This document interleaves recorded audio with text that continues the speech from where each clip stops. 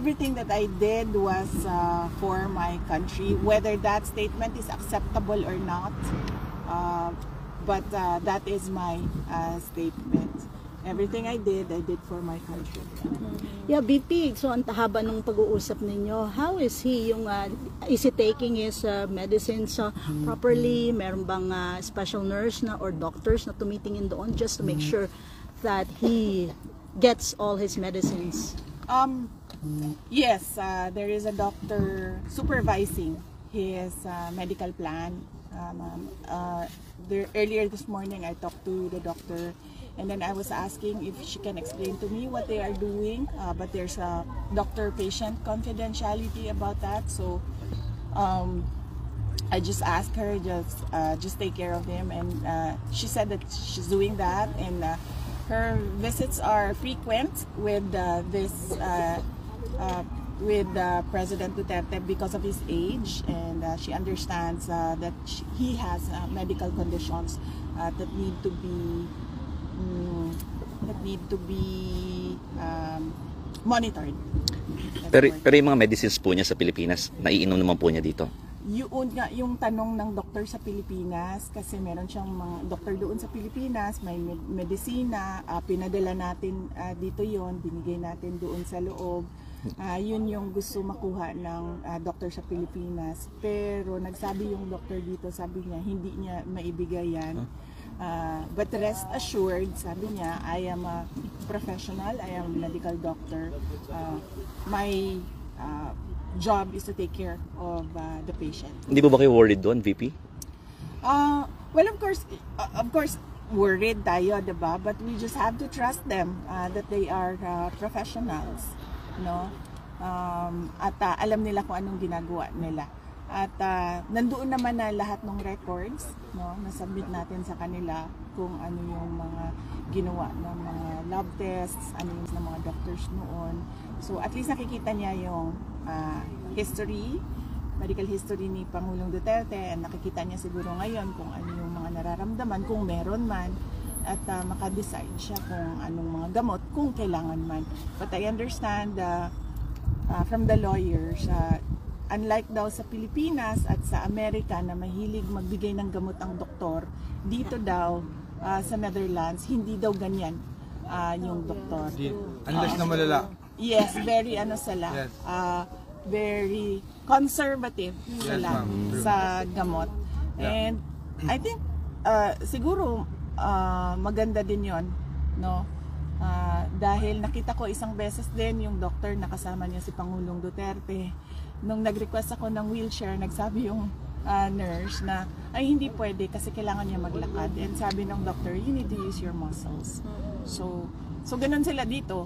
Hindi tulad sa atin, no, na parang pag masakit ang ulo, diretso tayo inom ng paracetamol. So hindi ganyan dito. So we just have to trust their healthcare programs and then their professionalism. VP, just a point of clarification. You were on the phone with your father. Aside from visiting him personally, how important is it that you still had to talk to him on the phone, apart from visiting him personally? Oo. I have no schedule today to visit him in person. The schedule this afternoon will be for Hanilet and Veronica. I was here this morning to deliver documents that was asked of me from the detention unit, so I delivered it personally to the person who asked for it. And yes, so instead of in-person visit, I was allowed a phone call. So we discussed updates in that phone call. How did the former president react upon hearing the loud shouts of support from the supporters here? Yes, nagtanong siya, sabi niya, merong mga kababayan sa labas in English, kasi we're only allowed to speak in English because all our conversations are recorded. So sabi niya, merong mga kababayan sa labas. Yun, sinabi niya, please extend them my thank you. We all hope for the best, and everything I did for my country, whether that statement is acceptable or not. but everything I did for my country, and I want that message out to the world. Maybe on another note, do you think Senator Aine's committee's investigation can still play a meaningful role or contribute to your pursuit of justice regarding your father's arrest, considering the palace's directive preventing cabinet secretaries from attending the legislative hearing under the claim of executive privilege? I'm not hopeful for the case of President Duterte getting justice from the government and the administration right now.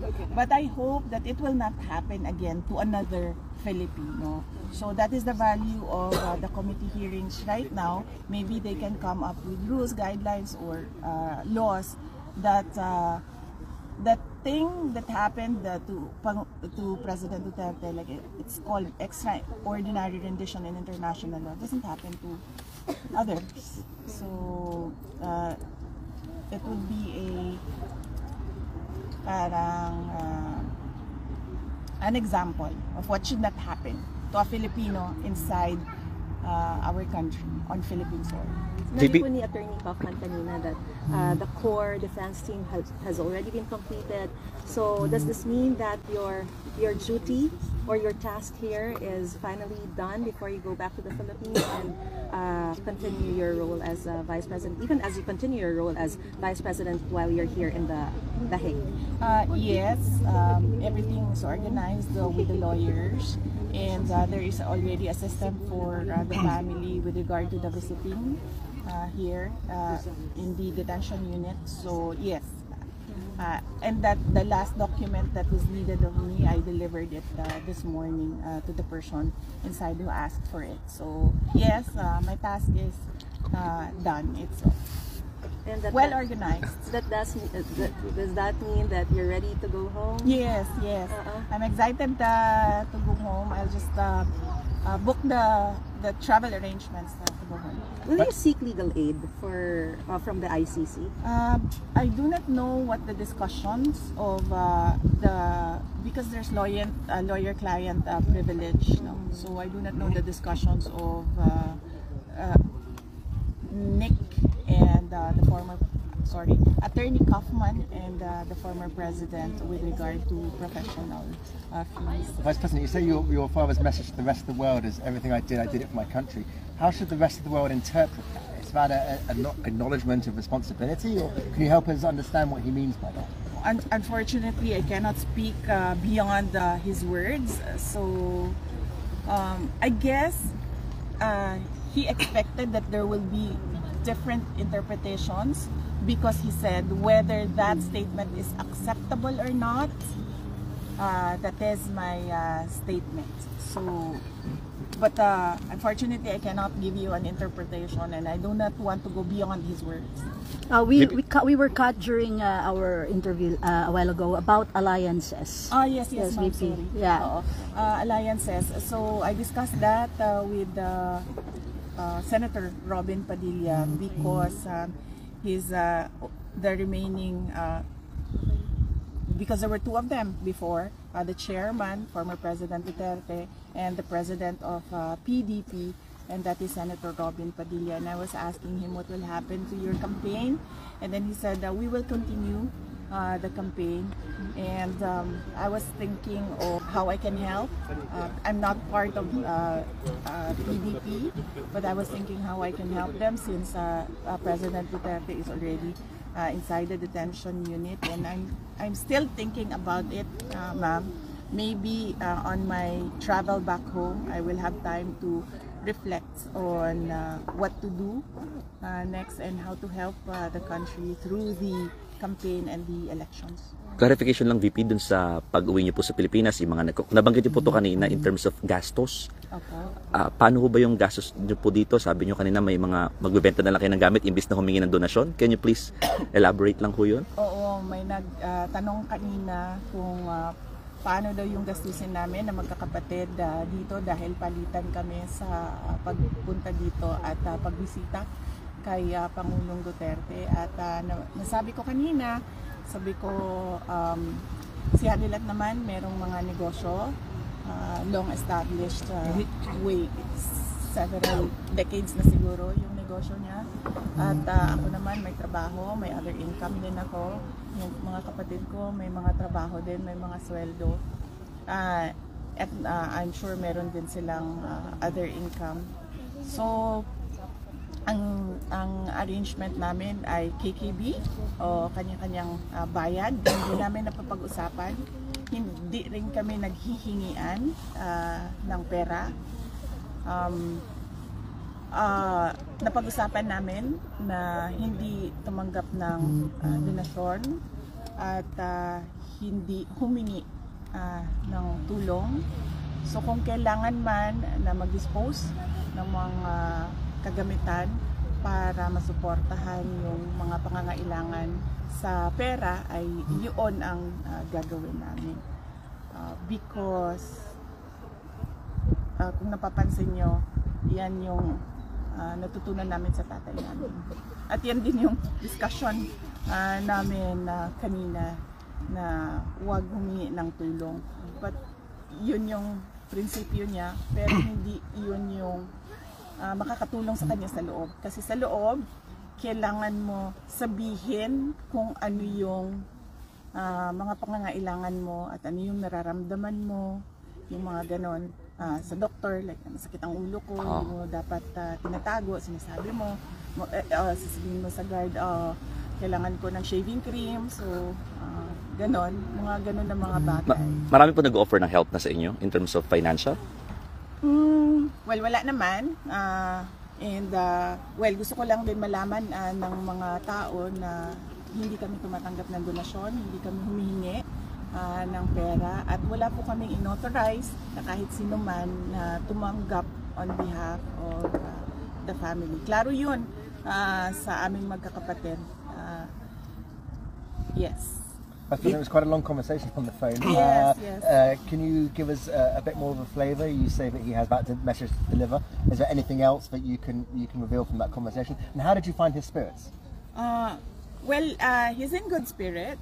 Yes, today, and he was referring to the visit of the lawyers this morning as well. There was a new lawyer introduced to him. She recently received her papers to be part of the team. And then, and then we discussed birthdays, because in the family, many family members have birthdays March, April, and May. So we discussed birthdays, whose birthday is it today, and whose birthday is it on April 14, and whose birthday is it on April 10 and May 31. And then he gave his birthday wishes to everyone. And then, well, he repeatedly said, and I told him I understand where you are coming from, and I totally agree with the urgency. He wants to go back to the Philippines. Sabi niya, I am an old man, I can die anytime, but I want to die in my country. And I told him that we understand that you want it now and it is urgent. And he said yes. And I told him that the lawyers are working every day on your case, and there is a lawyer every day visiting you, explaining what they are doing. How does he spend his days? Well, he said that he went to, I think there's a common room inside.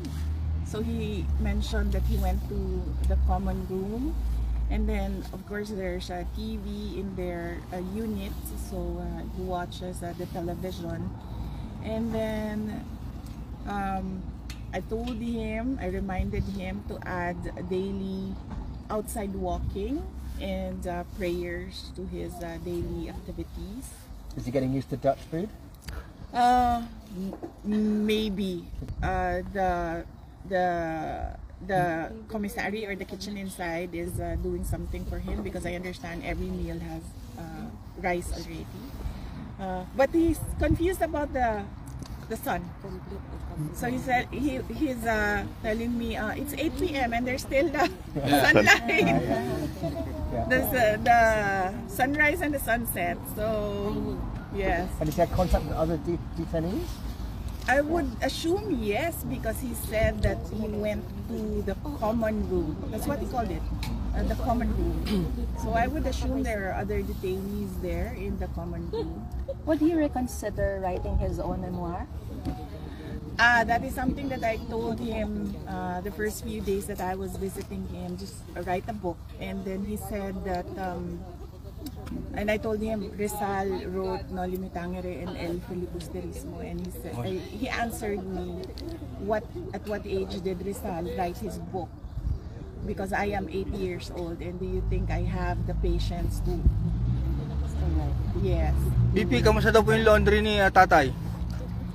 Ginagawan po ng paraan. Meron po kaming hinihingi na request sa loob kung paano mapadali yung sistema ng paglinis ng kanyang mga damit.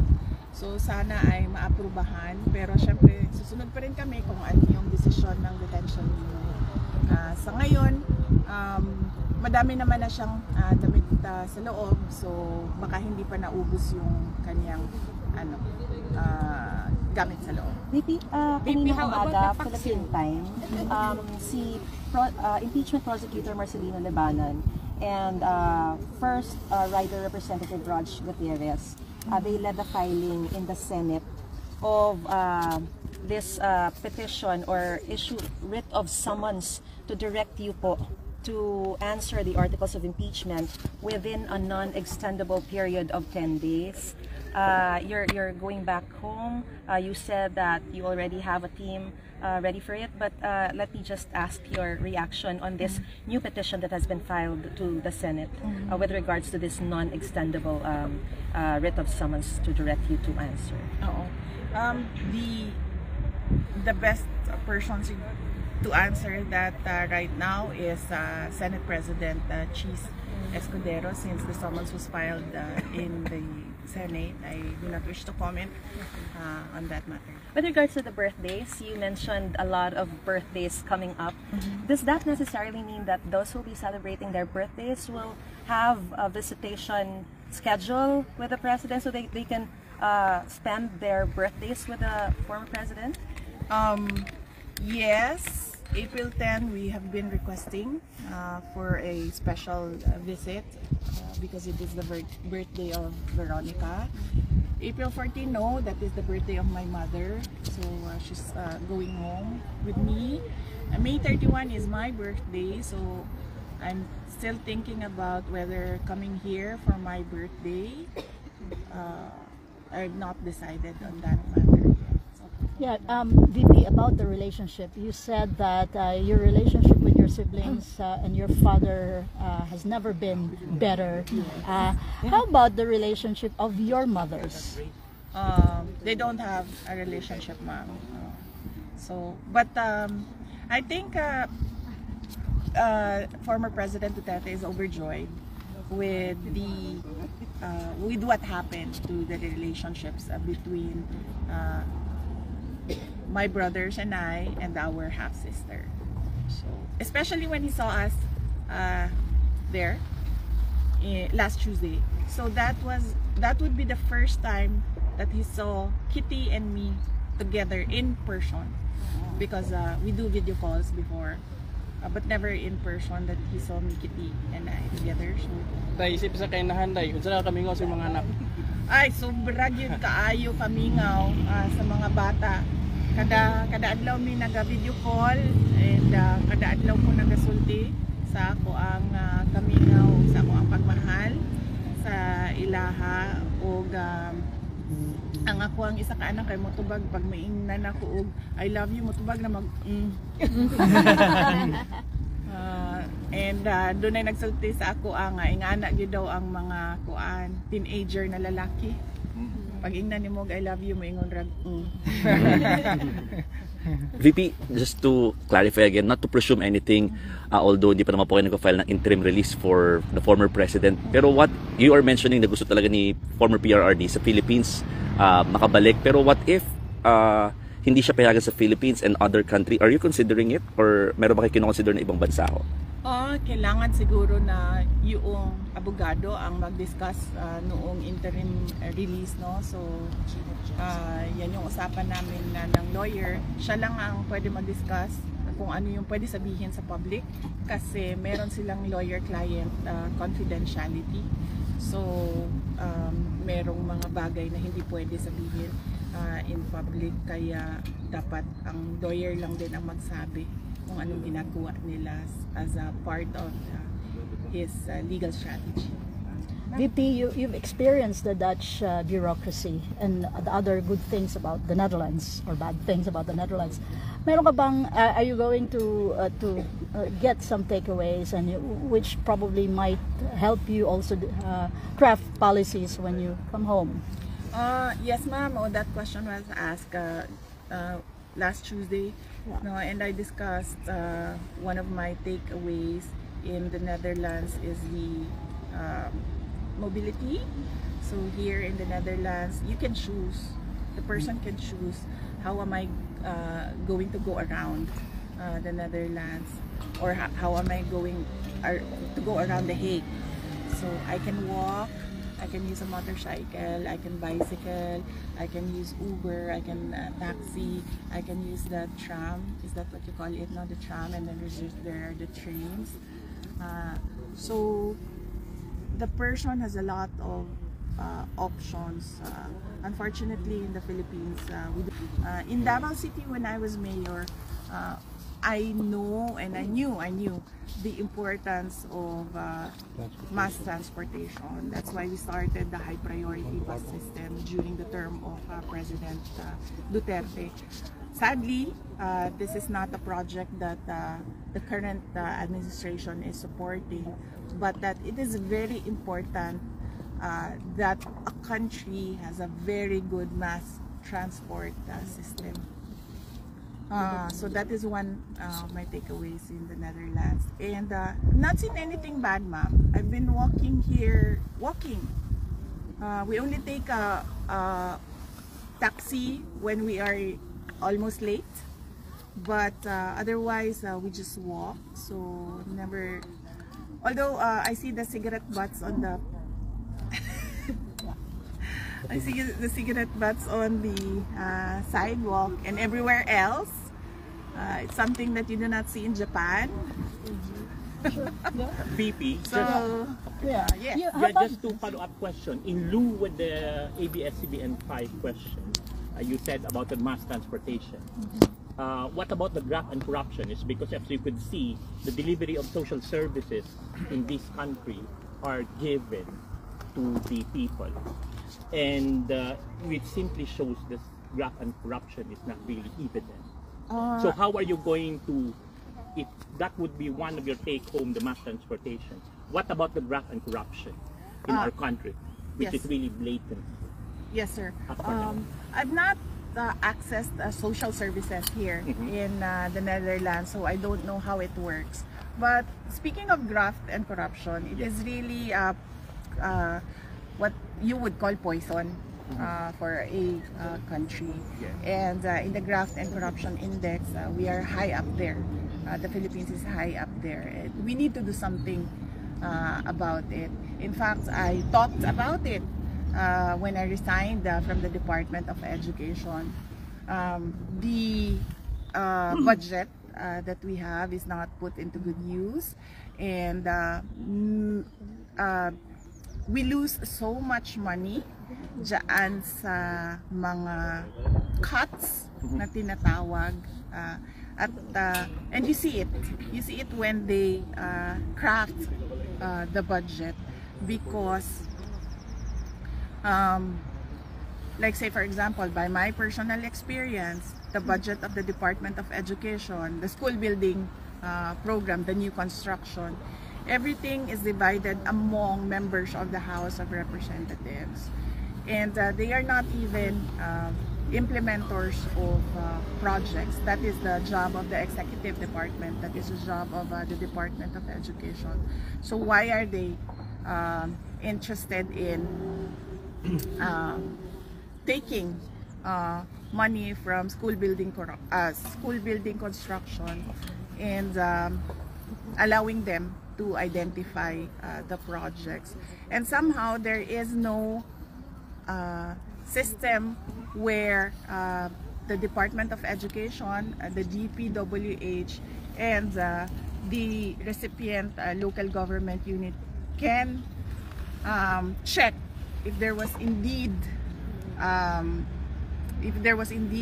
new construction of the school building, and if there was indeed a new construction, if the construction was up to the standard of the construction of a school building.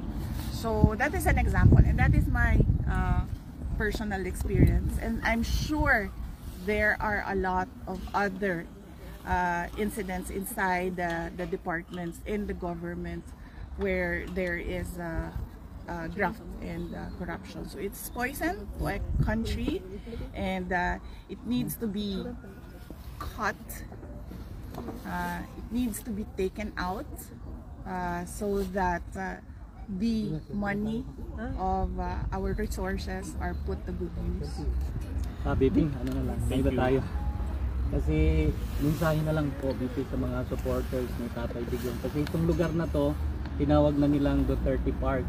So araw-araw pupunta Yeah ma'am, dito. Duterte Park na ito. Ay pupunta sa Duterte Park.